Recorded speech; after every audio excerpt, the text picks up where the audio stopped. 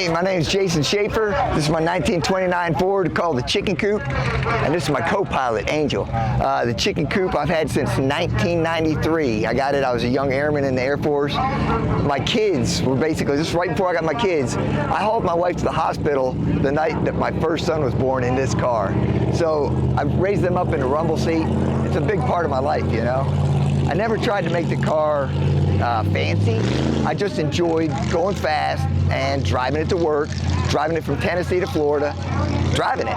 And so anyway, raised kids, did the career, and I got to the point where it's like, I want to have fun with cars again, but putting it on a car trailer and going to the drag strip wasn't doing it for me, you know? And then I fell in love with drag and drive, man, and it's just changing my life. Ain't that right, Angel? She just got to the track, so she's looking for puppies. She's got her job to do, you know? My goal right now is make it very, very streetable. You know, I was inspired by Rich Guido, his dad. Met them during Sick Week last year, or last February. And I said, I got to do that. Why am I not driving those distances? So to keep it streetable, to get it to that point where I could really drive, you know, well, what I just drove from Florida to here, it really didn't come down to, I got to make it super fast. It came down to, I need to drive it and verify it. And it was so fun. I spent this last year driving to Tennessee and back. It's very important living out of the camp box. I call it a camp box, not a parts box, because most of my equipment in there is to survive all week. The whole crew that I'm with, we camp at every site. And I think that makes it twice as fun. I drove to Tennessee and back, and when I did, I learned that the carbs, man, changing altitudes, I'm finally getting down to doing everything from boost referencing myself to drilling out the transition circuits into primaries and or the idle circuit and the transition circuit. It's very streetable. I ran 87 octane from Destin, Florida, and it's roughly 1,000 miles, 600 miles first day to Arkansas. Hung out with Reggie. Did another, it would have been 500 miles to get up here. And now we're going to do 3,500 miles is what it's going to be total.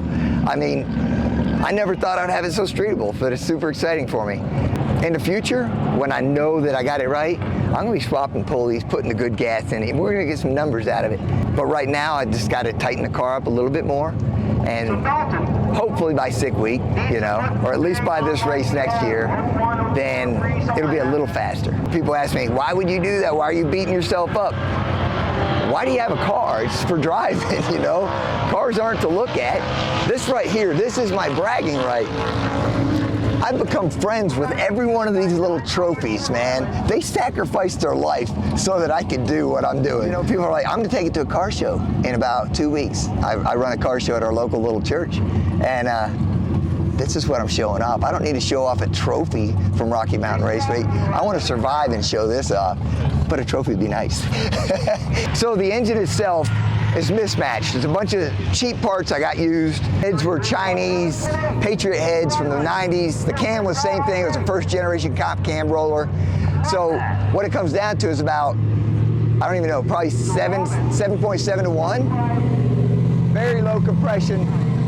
With horrible port velocity, because the intake ports are, you can drop a pack of cigarettes down them. The marine block that this thing is, it was all rusted out. It's got JB weld in it. People are tired of hearing me say that, but it's true. And I slopped it on all the rusty pits so that my head gaskets would seal.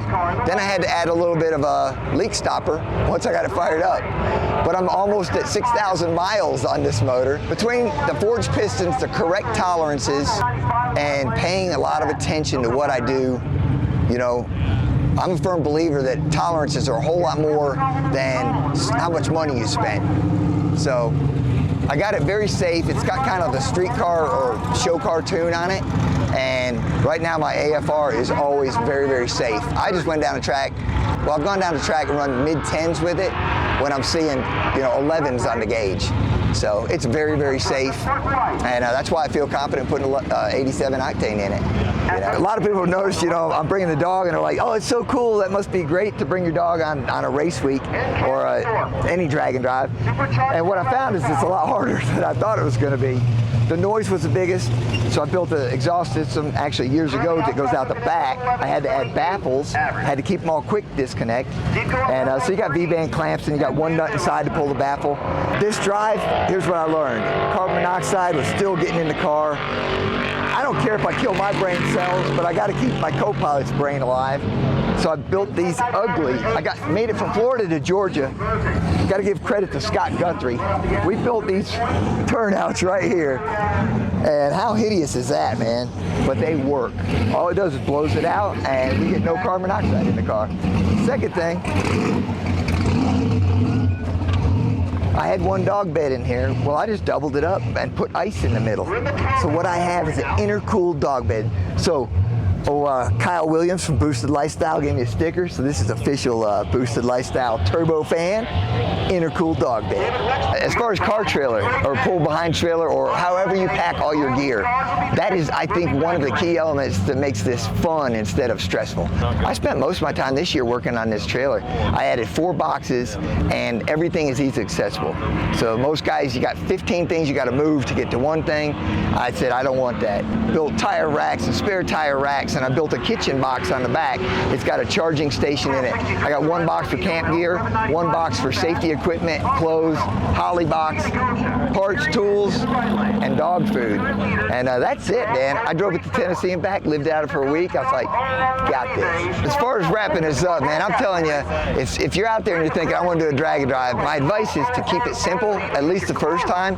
Go for your faster ones on your second or third drag and drive. Today, I'm going to leave mine. I'm getting ready right now to switch this all over. I'm leaving on a stock torque converter from 800 RPM. So when you see it launch, don't laugh at me. I'll make up a little difference on the other side of the track, and I'm having fun, man. If you can beat this smile, then you beat me.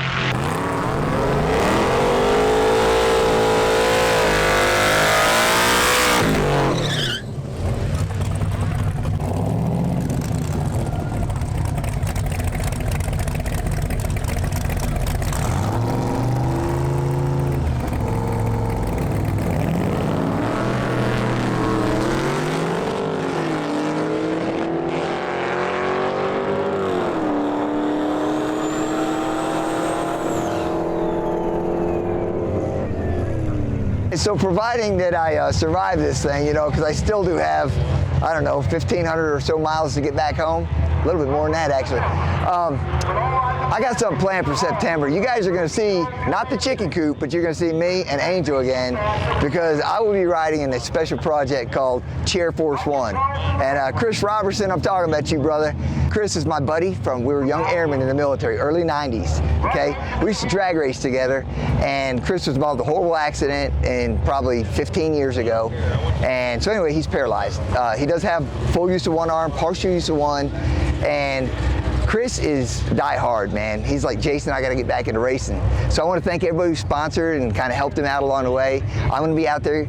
Chris, we're going to get the trailer hitch on, and we're going to load that puppy up. September is everybody going to see us out here in Chair Force One. Be looking for me and Chris and Angel.